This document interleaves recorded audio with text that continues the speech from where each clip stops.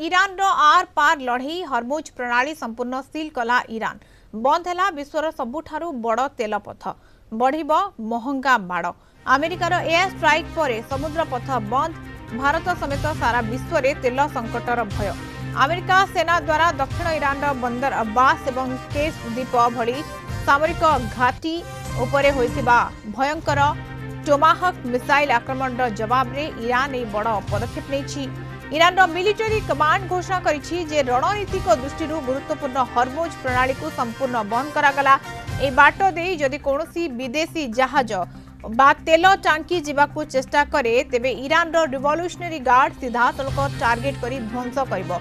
हरमुज प्रणाली हेउछि ईरान एवं ओमान मध्यरे थिबा एक अति संकीर्ण सामुद्रिक रास्ता। सारा विश्वर प्राय 20% अशोधित तेल एवं एक बड़ भागर एलएनजी गैस केवल यही बाट दे सप्लाई होइथाय। ए पथ बंद हेबा मात्रे अंतर्जातीय बाजार रे अशोधित तेल दर रे बड़ धरणर उत्थान पतन देखा गलानी। जदि ए स्थिति लंबा समय धरी चले तेबे विश्व अर्थनीति भूसुड़ी पड़िबो। अमेरिका राष्ट्रपति डोनाल्ड ट्रंप ए समुद्र पथ को मुक्त रखिबा पई कड़ा चेतावनी देथिले भी स्थिति अत्यंत जटिल रहिछि। अंतर्जातीय जहाज चलाचल संस्था गुड़िक एवं रूट बदलाइबाकू बाध्य होउछंती जहाद्वारा बीमा एवं परिवहन खर्च बहुत बढ़ी जिवो।